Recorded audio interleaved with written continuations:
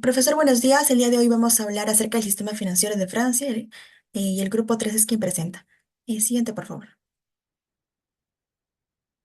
Vamos a hablar acerca del contexto histórico y económico de Francia. Vamos a comenzar desde la Edad Media hasta la Revolución Francesa, comenzando principalmente por la estructura económica medieval y moderna.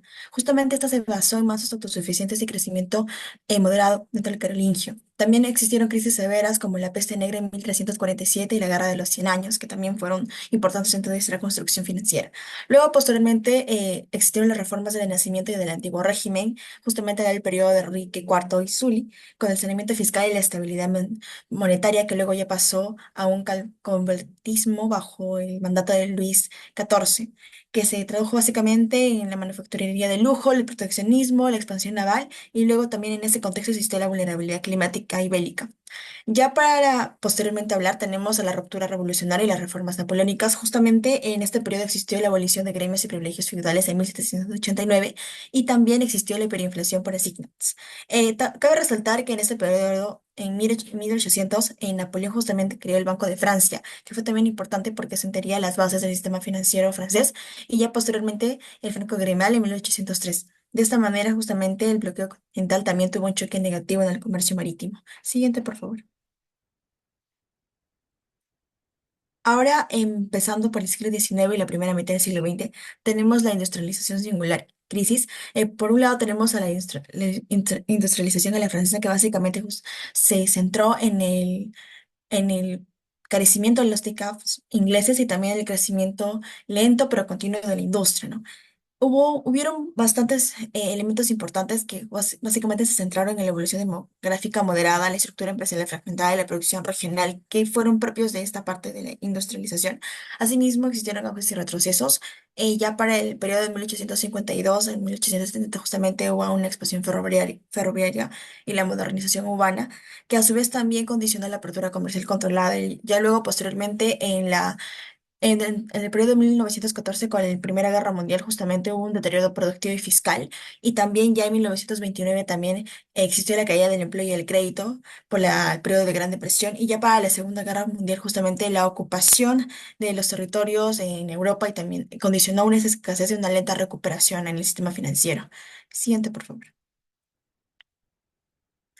Ya. En 1945, justamente post Segunda Guerra Mundial hasta el presente, hemos observado justamente que existe una tendencia de Estado planificador y también englobado al capitalismo financiero globalizado. En el periodo de 1947 a 1973, justamente existió esa idea del auge del Estado desarrollista que se centraba en el crecimiento acelerado, la planificación indicativa y el sector público estratégico. También se observó la parte de la economía del endeudamiento, donde existió un predominio del crédito bancario y también tasas de interés bajas y creación monetaria abundante, y también se observó una inflación persistente y una depreciación del franco. En este sentido, ya pasando a la transición al mercado financiero que comenzó en la década de los 80, se centró en una desregulación y modernización importante que se centraba en la renovación del mercado monetario y la creación de mercados de bonos y acciones. En ese contexto también existió la desintermediación financiera que justamente se observa en este cuadro como una evolución de la naturaleza de las financiaciones que se centra en la caída del crédito bancario a inicios de los 80 y luego posteriormente en 1986 hubo una serie de privatizaciones de empresas importantes dentro de Francia como las que se observan acá, y ya en la entrada de los fondos internacionales y la gobernanza orientada al valor accionario también fueron parte prioritaria de este periodo de transición. Ya entrando al siglo XXI, justamente las reformas fiscales y laborales y regulatorias fueron bastante notorias. Asimismo, la integración del euro a partir de los 90, bueno, finales de los 90, y la mayor disciplina monetaria, que justamente también nacieron en respuesta a la crisis de 2008 y que actualmente también se observan algunos de sus consecuencias en relación también que existen estímulos, rescates y otros temas relacionados. Y también justamente observamos que el enfoque actual está relacionado a la digitalización, a la innovación, a la transición ecológica y a la resiliencia industrial.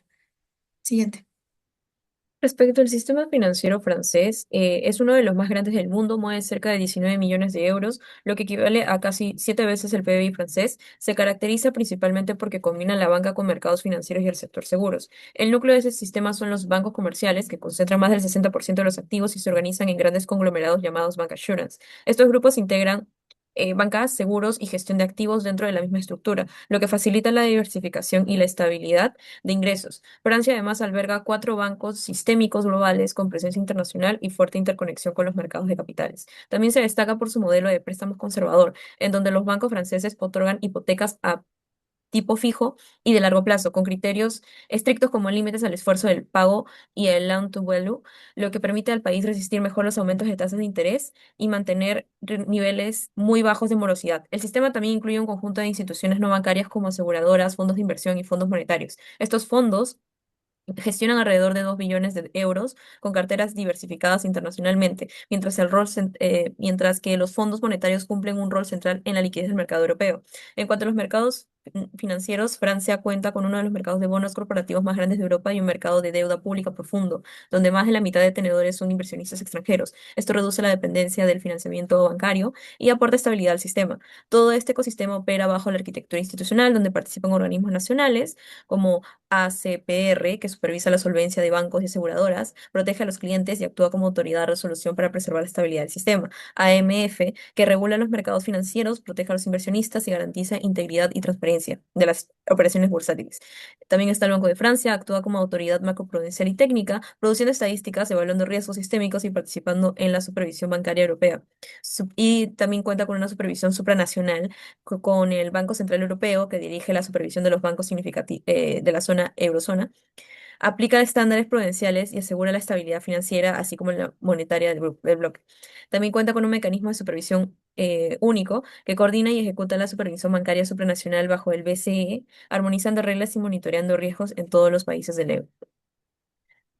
En cuanto En cuanto al marco regulatorio, Francia opera bajo un modelo económico conocido como Twin Peaks, que separa la supervisión prudencial y la supervisión de los mercados, pero coordina bajo un enfoque macroprudencial común. Este sistema está compuesto por tres pilares. El primero es la ACPR, que supervisa la solvencia de los bancos y aseguradoras, verificando el cumplimiento de estándares europeos como CRR/CRD y Solvencias 2, y actúa como una autoridad de resolución para gestionar crisis sin recurrir a fondos públicos. También protege a los consumidores y refuerza controles contra riesgos emergentes como el blanqueo de capitales, la ciberseguridad y los riesgos climáticos. El segundo pilar es la AMF, responsable de la integridad de los mercados financieros, supervisando los fondos de inversión, los intermediarios y los emisores, y así como también actúa para proteger a los inversionistas minoristas. Francia destaca en Europa por la firmeza de sus sanciones en casos de manipulación de mercados y uso de información privilegiada. Y el tercero es el Haut Conseil de Stabilité Financière, que vela por la estabilidad del sistema en su conjunto. Este organismo define las reglas que afectan a todo el mercado, como los límites de crédito hipotecario y el manejo del colchón de capital contracíclico que los bancos deben acumular en épocas de bonanza. También monitorea riesgos fuera del sector bancario, especialmente en fondos inmobiliarios y deuda corporativa. Finalmente, Francia ha avanzado hacia dos dimensiones transversales, la regulación digital y la regulación verde. El país fue pionero en crear un marco para los criptoactivos, que hoy sirve de base para el reglamento MiCA de la Unión Europea, y también ha reforzado la resiliencia operativa mediante la adopción del Reglamento Digital Operacional Resilience Act también conocido como DORA en materia ambiental. También cuenta con una ley de industria verde que orienta el ahorro y la inversión hacia la descarbonización de la economía. Ahora vamos a hablar acerca de la política monetaria. Siguiente, por favor. Ya. Tenemos que justamente el Bank de France, el modelo previo al euro, que comenzó en 1800 a 1998. Primero tenemos que existe una evolución histórica y una pérdida progresiva de autonomía. Como ya mencioné anteriormente, justamente uno se fundó alrededor de 1800 el banco y justamente con el propósito de la estabilización financiera, la emisión monetaria y el anclaje del sistema crediticio. Y ya actualmente los objetivos al euro se observaban en la estabilidad de precios y estabilidad del tipo de cambio dentro del sistema monetario europeo. También justamente el control de agregados monetarios, el mantenimiento de la paridad del franco en el mecanismo de tipos de cambio, la subordinación práctica al Bundesbank, que es el banco man, y en los ajustes obligatorios de tipos de interés para evitar los ataques especulativos, que eso es muy importante aclarar. Luego, los instrumentos utilizados antes justamente de 1999 se centraban justamente en los tipos de interés oficiales como herramienta central para regular liquidez y crédito, así como las operaciones en relación al mercado abierto, que se centraban en la compra y venta de deuda pues, para poder gestionar la liquidez de la moneda. Asimismo, también implementaba reservas obligatorias, que estas poseían un rol secundario comparado con otras tasas y operaciones interbancarias. Asimismo, las decisiones tomadas por los órganos directivos internos existían, pero con una alta coordinación internacional. La siguiente, por favor. Ya, habló del régimen monetario del euro. el banco y el eurosistema también, ahora que se ha articulado, tenemos que existe un nuevo marco institucional que desde 1999 justamente deja de tener esta política monetaria nacional y se integra de manera plena al eurosistema. De esta manera, el BCE asume esta competencia exclusiva sobre la política monetaria de Francia y el Banco de la France implementa decisiones europeas, participa en análisis y no en decisiones autónomas. Los objetivos del BCE se centran principalmente en la estabilidad de los precios, por ejemplo, de mantener el porcentaje de 2% anualmente en caso de la inflación, y también toma algunos mandatos secundarios como el apoyo al crecimiento y empleo sin comprometer la estabilidad. También sirvió mucho al momento de la crisis de 2008 y durante el periodo del COVID-19. Los instrumentos actuales se centran justamente en las tasas clave que maneja el BCE, con un depósito de límite inferior, una refundación principal que se toma como referencia y una facilidad marginal de crédito límite superior. Y también operaciones de mercado abierto, un forward guidance para orientar expectativas. Por último, requisitos de reservas mínimas, 1% con importancia operativa reducida. Y ya para último punto, justamente tenemos que las decisiones primero se toman por parte del Consejo de Gobierno del BCE, que se elige por los gobernadores más el Comité Ejecutivo, que está conformado por 6 miembros. Las decisiones se toman por mayoría simple y siempre prevalece el interés de la eurozona como principal factor. Y Francia también influye mediante justamente su gobernador, pero no existe este poder de decisión unilateral. Actualmente tienen reuniones 8 veces al año, con algunas minutas y conferencias para poder justamente garantizar la transparencia dentro del marco financiero. Siguiente. Ahora pasaremos a hablar sobre la inclusión financiera y esta está definida como el acceso de los individuos y las empresas a productos y servicios financieros que sean útiles y asequibles, abarcando transacciones, pagos, ahorro, crédito y seguros. Y en Francia el acceso a una cuenta bancaria se considera una precondición para la inclusión social. Francia de esta manera ha implementado mecanismos para proteger a las personas en situaciones vulnerables y ha resultado en mejoras en el marco legal últimamente. Sin embargo, a pesar de estos avances, aún existen ciertos retos, como lo demuestra el hecho de que el 45% de los ciudadanos franceses consideran que su poder adquisitivo apenas cubre sus necesidades esenciales. Esto lo hizo Turi en 2024. En cuanto al acceso al crédito, el movimiento Emmaus Francia fue pionero inventando el microcrédito personal acompañado en 1967. Esto fue adaptado por el gobierno en la década de 2000 y permite a las personas sin acceso al crédito tradicional financiar gastos cruciales, como la compra de un vehículo. No obstante, existe la problemática de que el sistema financiero o bancario tradicional puede explotar a los más vulnerables, quienes se ven sobrecargados por gastos derivados de accidentes bancarios.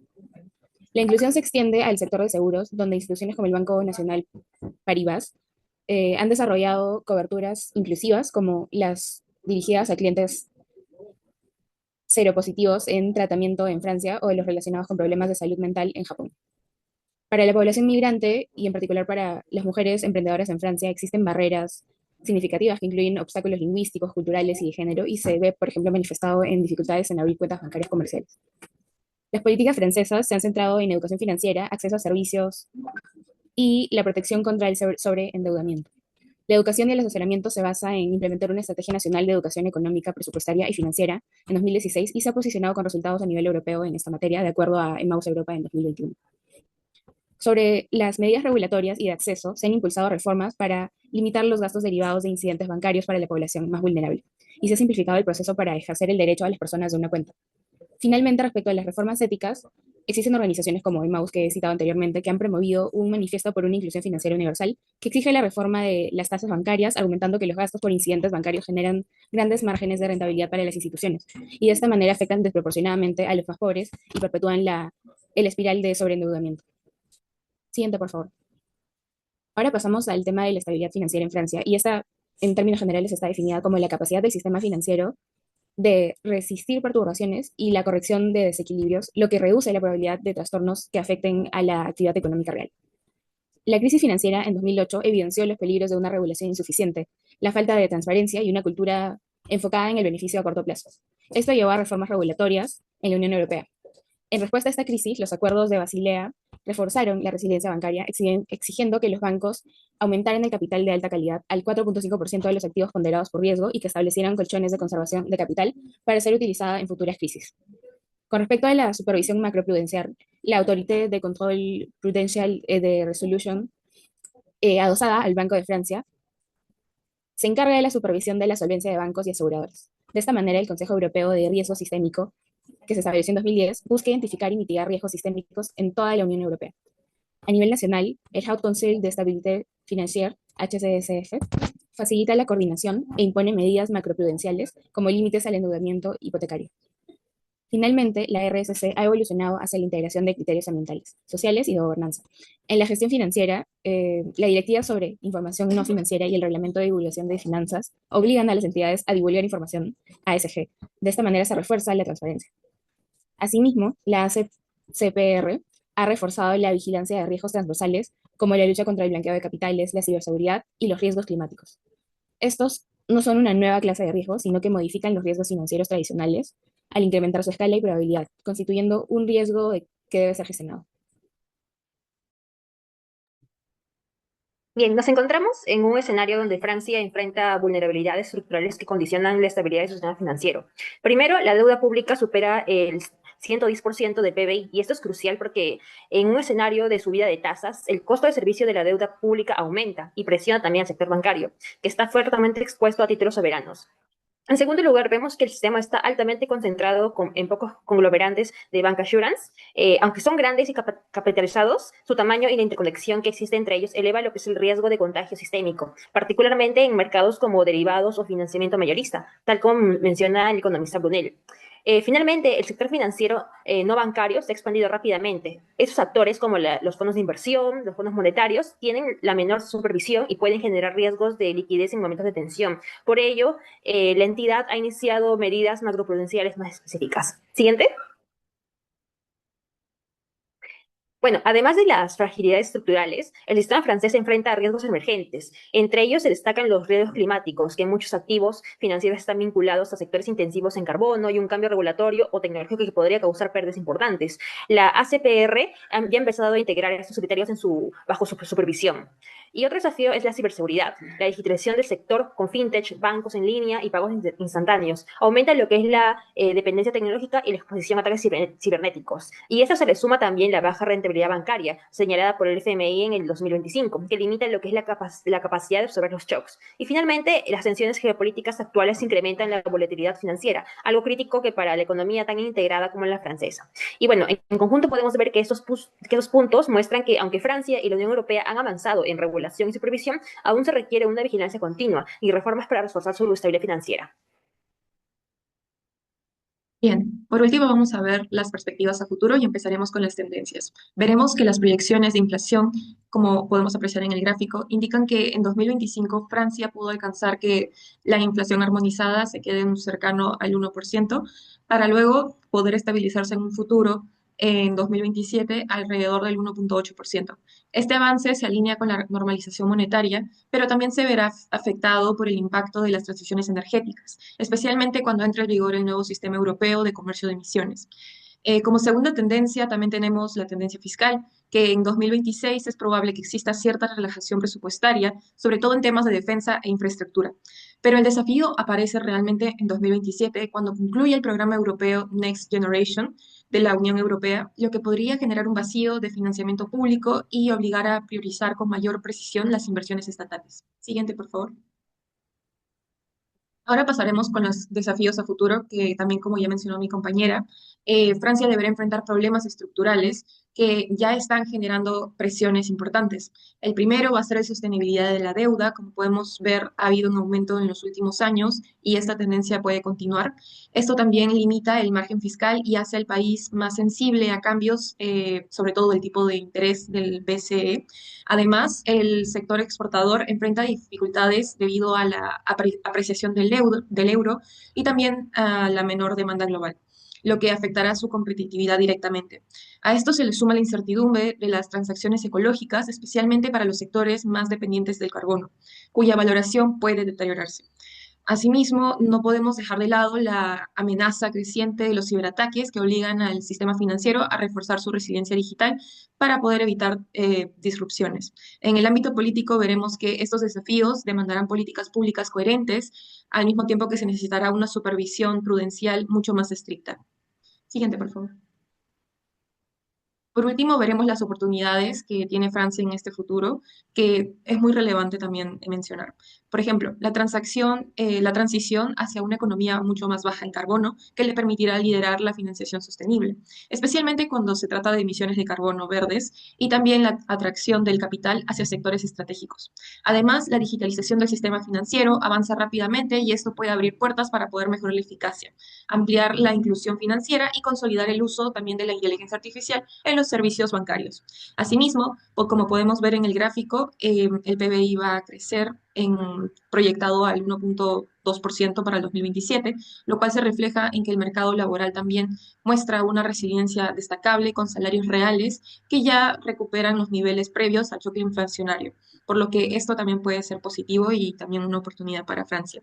Siguiente, por favor. Por último, vamos a ver las conclusiones. Veremos que el sistema financiero francés ha avanzado hacia una mayor integración y modernización dentro de la eurozona, pero aún enfrentan retos derivados de su elevada deuda pública, la concentración bancaria y un entorno monetario mucho más restrictivo. Para asegurar una solidez futura, Francia deberá avanzar en una consolidación fiscal gradual, reforzar la supervisión macroprudencial y aprovechar las oportunidades que ofrece la transición ecológica y la digitalización, orientando así el capital hacia instrumentos sostenibles y fortaleciendo la ciberseguridad. Muchas gracias.